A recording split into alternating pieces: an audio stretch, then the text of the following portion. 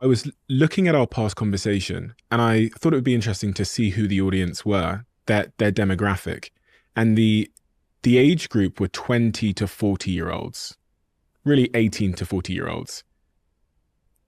My question to you is, in their lives, in that demographic's lives, what do you think the biggest challenge is? Because both your kids, Julian and Michaela, both fit into that category as well. What is the greatest challenge that demographic face? Well, the biggest challenges we had with our kids was, see, I think the biggest challenge I had in my generation was negotiating the years between 13 and 15, something like that. But my sense is now the biggest challenge to young people is negotiating the transition into adulthood identity.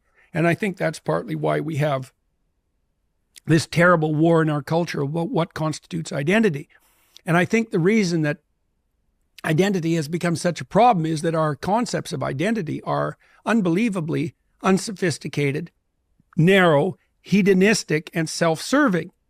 So the identity groups that have popped up are all, you could say, whim-based identity groups. They're sexual identity, say, or something arbitrary like sex or race or ethnicity, something arbitrary. But the sexual identity groups are particularly interesting because the idea that that's your identity is predicated on the notion that there isn't anything more vital to you than the immediacy of your sexual behavior.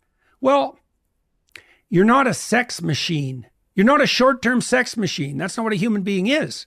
So if you revert to that, all you're going to do is produce like anxiety, hopelessness, and misery. It's not a good solution. So then you might say, well, what's the solution? And the solution is something called a subsidiary solution. It's like, so what's your identity? Well, you should get your act together and take care of yourself. So you have to integrate yourself. You have to integrate across anxiety and hatred and pain and jealousy and fear and hunger and lust and all that plethora of spirits that wage war within you. It's a lot. It's a lot. You have to bring that into a unity, okay? And one of the things Nietzsche said, the famous German philosopher, was that every drive attempts to philosophize in its spirit. So all those subordinate spirits that war inside you will try to dominate. I'm only my anger or rage. That's the protester type, you know. I'm only my sexuality. I'm only my appetite. That's the consumer model.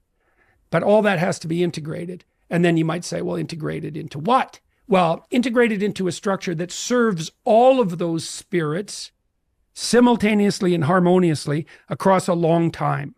That's maturity. Okay, but that doesn't happen in isolation. So then there's stages above that. Okay, so the next thing is maybe you've got your act together enough so that someone can tolerate being around you. So there's enough left over from you so you can play with someone else. So you establish a relationship, marriage, let's say. You invite someone else to join forces with you. You produce a united vision.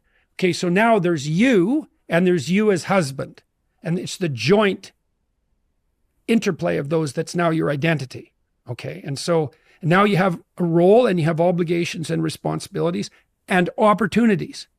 You know, you say, well, I'm constrained by my marriage. You know, there's all sorts of things I can't do, which really means I can no longer, in the most primitive way, it means I can no longer immediately gratify my short-term whims.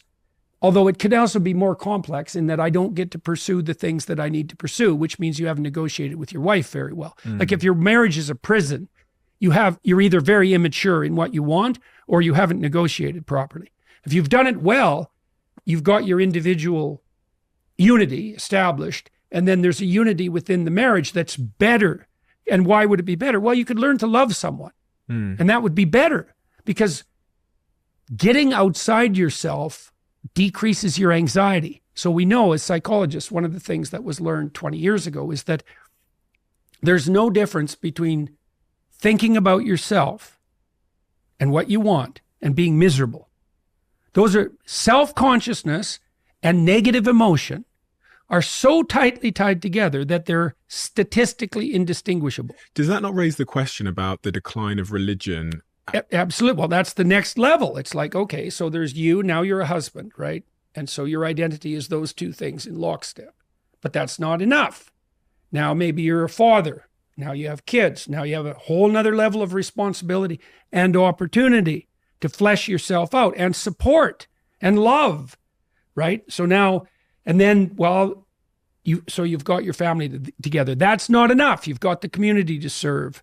So you want to serve the community, and then communities scale. Maybe you're good in your local business and you have a local business organization and you're good in that. And then, well, then there's the town level and the city level and the state level and the country level. And then, America is one nation under God. That's the ultimate level of this hierarchy of identity. And that's what should be served most fundamentally. That's a definition, okay? God is that which should be served most fundamentally. It's a definition. So when you're thinking that B is better than A, what you're saying, even if you don't know it, is that B is a step from A on the road to God. That's what you're saying. The medieval definition of God was something like the sum of all that is good, or the essence of what is good. And so if you believe that there is a good, then lurking behind that is the spirit of all of that which is good. That's God by definition. Now, you can debate forever about what that is, but it is something you live in relationship to. Like that's absolutely inescapable. And you might say, well, I don't believe in God. And then I would say, well, do you believe in good? And you'll say, no. I say, well, then you can't act, because you act towards a good, or you're not motivated. I called Simon Gunning, who's the CEO of Campaign of Living Miserably. It's a big mental health charity here. And I said, give me the updated stats. He said to me, 19 to 35-year-olds, which is that demographic that are listening to this predominantly, are twice as likely to report being in crisis than any other group. Right. And there's a reason. It's a very straightforward reason. It's literally this. The more you are focused on yourself, the more miserable you are. It's as simple as that. But that's society now these days. I know. Well, and there are terrible forces pushing us in that direction. Like I could attribute this to the idiocies of a degenerate Protestant liberalism driven by postmodernism. But you could also just as easily point to consumerist capitalism. It's like, it's all about you. It's all about what you want. Worse, it's all about what you want right now. Worse, it's all about what your basest appetites want, regardless of cost right now. Well, that's the same as being 2 years old.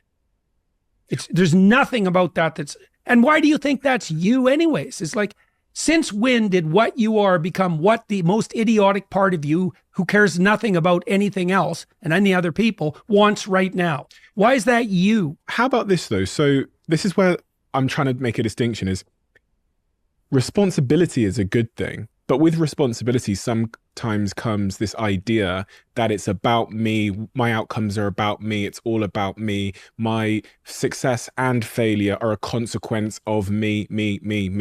Yeah, well, right. Absolutely. Well, that's why the classical Christian philosophy has always been that you cannot infer someone's moral worth by the level of accomplishment. So the aristocrats would have said, the Roman aristocrats would have said, well, look at me. Like, it's pretty obvious, speaking to a slave, say, it's pretty obvious that I'm better than you. First of all, I can slap you and there's not a goddamn thing you can do about it. And you have to do what I tell you to do. And I've got all the money and all the stuff. And I can make all the decisions. And I have all the power. Clearly, that's evidence that I'm morally superior to you. But didn't they believe that a god had granted them that superiority to some degree? So didn't they often believe in fortune as the... Sure. Well, sure. Of course they did. That just made it even better. It's like, the fact that I've got the power is a reflection of the fact that the cosmic order is clearly on my side. And we believe that less now because of the decline of religion. So we now think that our outcomes are more determined by our own actions. Yes, but lurking underneath that is there's a hidden God lurking underneath all that too. It's just that the God has become subjectivity. It's something like that. When God talks to Moses out of the depths of the burning bush, he says, I am what I am.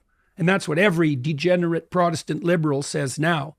I am what I am. And they also say, and if you don't go along with it, the consequences for you are going to be pretty damn dismal.